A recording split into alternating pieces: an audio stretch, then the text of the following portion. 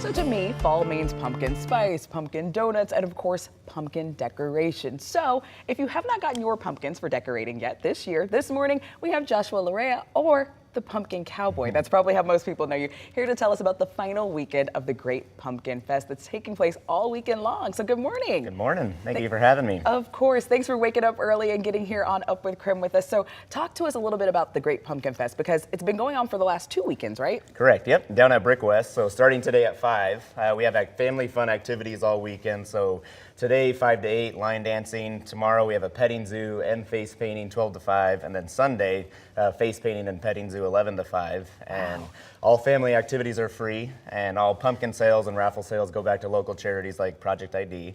And so all you have to do is, buy pumpkins and raffles and enjoy family fun activities. That sounds like a win-win. So let's talk a little bit about Project ID. What is some of the work that they do in our community? Yeah, so they help special needs individuals after 18 years old. And so they provide day camps, sports camps, Special Olympics, church.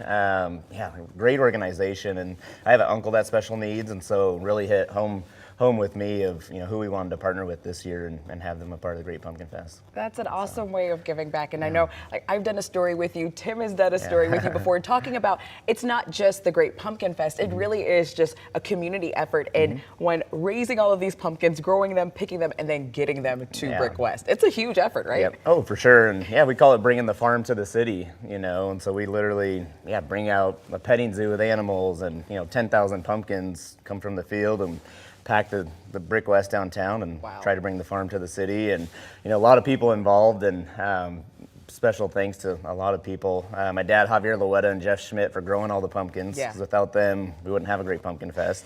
And then volunteers and news stations and Bill Powers at Brick West. I mean, so many people involved. And of course, my cousin Adrian Loera here in that photo. My right-hand man who's been here since day one, making trips and unloading, and it's been a blessing. Because it's a huge, huge task to not just grow the pumpkins, but even to get them there to Brick West. Like, that takes dozens of volunteers. Correct. Yep. And so it takes 3 full days to pick about 10,000 pumpkins. And it's 20, 30 people out there. Wow. I mean, I'd say all day, Friday, Saturday, Sunday. Then we load them in big metal bins and then haul them all up here to Spokane and then unload them again. Jeez, my goodness.